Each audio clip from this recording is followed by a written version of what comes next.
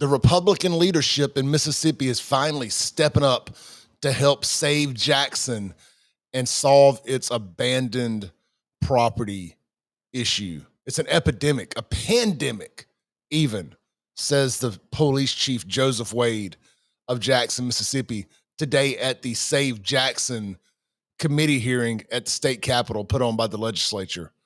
A quote here, the headline reads from WLBT, a major issue in the city.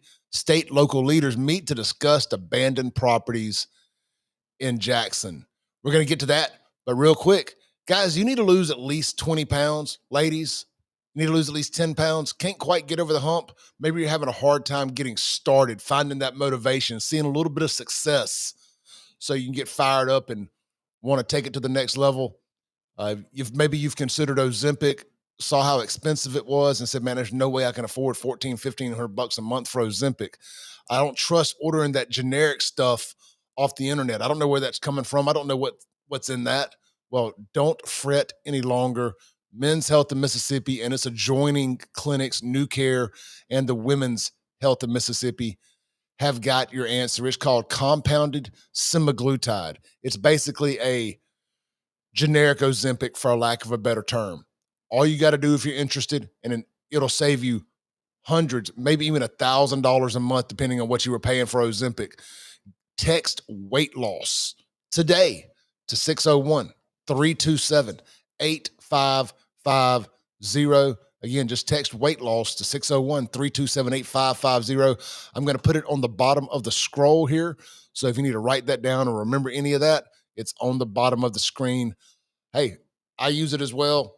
I'm down from 320 pounds 2 years ago all the way to 249 pounds as of this morning. Now, I combine mine with a good workout schedule and a healthy diet, but I absolutely credit my testosterone replacement and semaglutide to my weight loss and my body transformation. All right, let's get started. Let's go over to WLBT for the story from down at the Capitol yesterday about abandoned properties. You may know that this whole platform started out called Save Jackson, and it was all about pictures of abandoned property, video, urban exploration. So this is very near and dear to my heart. I wouldn't be doing any of this today if it wasn't for exploring this very topic. City Revitalization Select Committee hosting its first meeting today at the state capitol. The committee was formed to see what can be done to clean up your communities here in Jackson. 3 News Side's Felicia Gavin joins us live to tell you about one of the biggest problems discussed. Felicia? Yeah, Howard, if you drive around Jackson, you'll see a number of abandoned homes and commercial properties just like this one behind me. Now, the city owns around 700 of properties just like this one, and the state owns around 1,900. The Capital City Revitalization Select Committee is designed to do exactly what it's called: discuss ways to revitalize Jackson. The hottest topic at the first meeting was fixing the number of abandoned properties. Councilman Vernon Hartley says the Jackson City Council is working on a blighted property task force. The goal is to identify the source of the problem and find a strategy to prevent these properties from developing in the first place, not just a temporary fix. City properties that we need to get a handle on, and that we are. There's private residential properties. There's also commercial and business properties. All of them being in an abandoned state and an unmaintained state brings down our capital city. One problem is the number of code enforcement officers. For reference, the city of Clinton has 6. Jackson has 3. The city's code enforcement department is designed to regulate properties and prevent them from becoming eyesores. Manager Robert Brunson says they don't have enough people on their team. One thing everyone agreed on is that abandoned properties are a haven for crime. It's the broken window theory. If you don't care about your property, why should I? Vandalism, windows being broken out. It's an epidemic, pandemic, however you want to title it. It's a major issue in the city of Jackson. One solution presented in Thursday's meeting was inmate work crews. I'm very open to a discussion of having state inmates, whether it is a small group of them, to be able to have a work crew to address some of these blighted properties and some of the issues that we're facing with the state-owned properties throughout Hinds County. And we provide security and we provide transportation. The biggest concern is squatters, but there's only so much law enforcement can do to remove them from these properties without violating anyone's constitutional rights. We feel your pain on that, and we can certainly sympathize with you on that. We see the issues. I would like to stress that, we do what we can in law enforcement, but there's a lot of times that our hands are tied. I want to talk about the squatters thing real quick here. Well, I tell you what, ain't but 10 seconds left. Let's let them finish. All right, that was really it. Let's talk about what Bo Luckey, that's Capitol Police Chief Bo Luckey, just said right there. How about we maximize me? I know y'all want to see my face.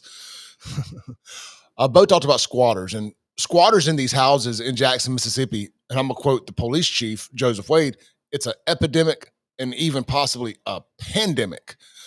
They've taken over some complete streets in certain neighborhoods.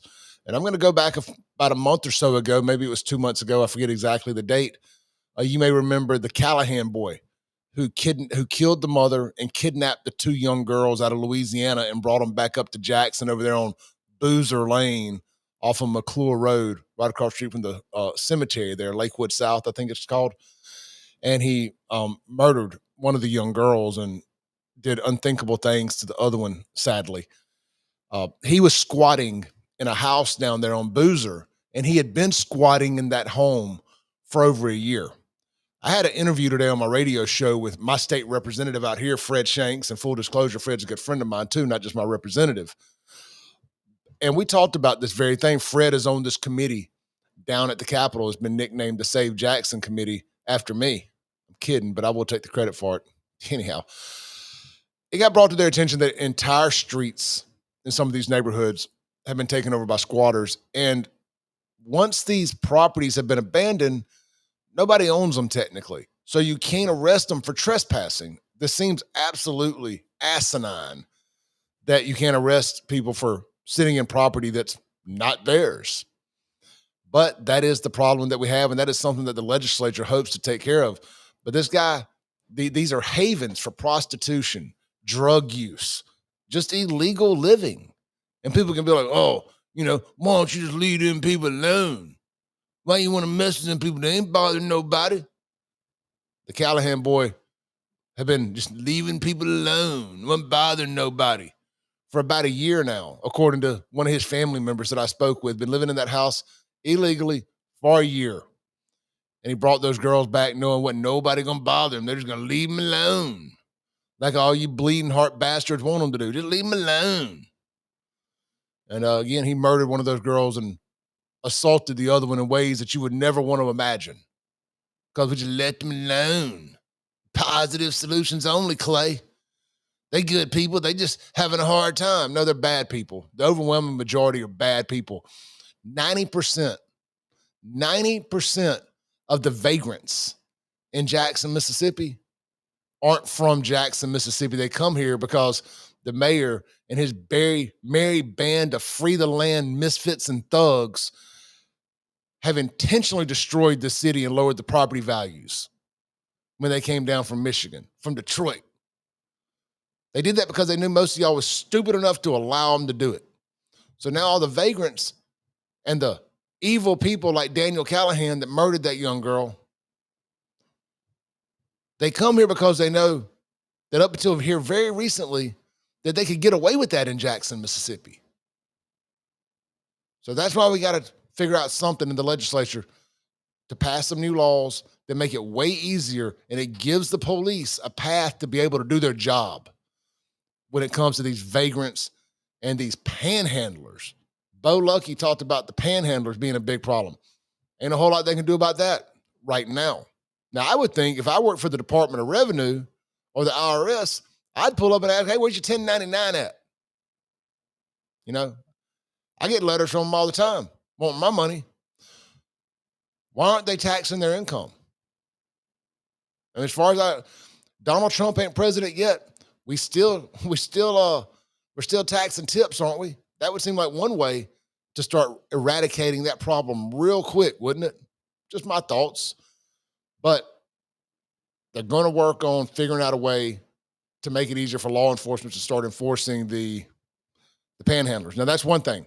The other thing, the abandoned commercial properties that have defaulted to the city or the state. The state cut off the funding, I think, back in 2016. You can read this article on WLBT. It's pretty good and detailed. There was funding in place for the cities and municipalities, not just Jackson, but across the state, to be able to at least somewhat keep up the properties that were abandoned and had defaulted to them via tax sales or tax liens. It could take up to 9 years to sell a piece of property that they have a tax lien or that they own via taxes, apparently. They're going to figure out a way to expedite that as well. But they took the money away from them. And, look, these cities operate on tight budgets. I understand. So the best they can do usually is try to get them boarded up. They cut the grass once. Next thing you know, it's a crack house. It's being taken over by squatters, whatever the case may be. So that's where we're at with that. The commercial properties, look, drive up and down Highway 80, it's dotted with them. From the old Coke plant to the big facility across the street there that they showed in the video. We have entire apartment complexes that are abandoned. Jackson is in rough shape with abandoned properties that need to be torn down. They mentioned it could cost $7,000 to $12,000 each to tear down these abandoned properties, like a house. There's no reason it should cost that much. I had a guy calling on my radio show this morning and talked about it. And he said, you almost got to look at it like when a hurricane hits the Gulf Coast and it's a mass destruction event. They destroys a whole neighborhood and they have to come in, bulldoze it, flatten it, haul it off. Make sure the gas is cut off. Do your little bit of stuff like that. Clear all the DEQ, Department of Environmental Quality nonsense. Cut the red tape out. Any of the environmental stuff. Let them bulldoze it. Cap everything off once it's done. Whatever it is that's involved. Throw it in rollback dumpsters, dump trucks, whatever. It shouldn't cost $7,000 or $8,000. You do a mass. You send a guy out there with a bulldozer, a backhoe, trackhoe, whatever. I don't know the names of all the things. And you get it done. You figure out a way to do it. Say, okay, we're going to come in this week, this month, this 6 months, whatever. And we're going to clear these properties. Boom, boom, boom. Not one at a time. We're going to do a mass cleanup event. And you can save millions of dollars doing it that way. Find the funding, get these things torn down, get them hauled off. Nothing is better than something when it comes to abandoned property. I'd rather see a slab than I would nothing, than I would a burned down or abandoned piece of property. Also, in neighborhoods, a couple good analogies here when they talk about when one piece of property gets abandoned, how it can bring down the value of the rest of the properties. I'll never forget, tell you all a quick story real quick and I'll let you go. As we go in the Labor Day weekend here, it's Friday afternoon, about 4:41 as I make this video. My parents have a house over in Brooklyn Hills in South Jackson, Byram area. A house burned down about 5 or 6 years ago at the entrance of the neighborhood, nonetheless, about the second or third house in. And it sat there a good year where I finally took a picture of it, just burned out, nothing, no progress being made, no cleanup, no nothing. And I was like, man, does anybody know what's going on with this? I put it on in the Byram Real Talk Facebook group. I said, this is going to affect property value. And some idiot, just to show you how rotten this current generation is, how ignorant this current generation is, this guy replies that, how does a burned down house bring down your property value? You're an idiot. You don't know what you're talking about. I don't even know how you reply to somebody that stupid, but that's the mindset in Jackson. But I digress. So one house burns down. So you live next door to that house. How motivated are you really to really keep your yard up, to really take care of your house?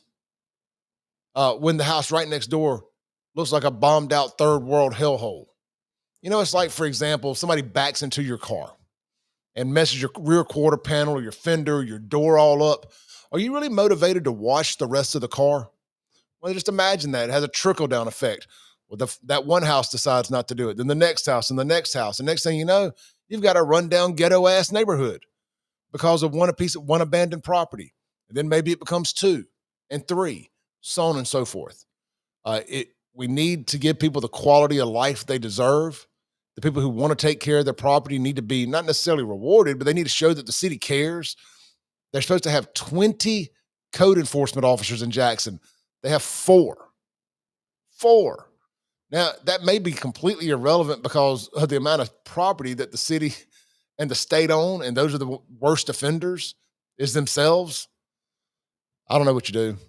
It starts with getting the legislature stepping in like they've done today. This is just phase one. They're going to hit a lot more stuff, crime. I'm hoping that this all ends with the state taking the city under a conservatorship.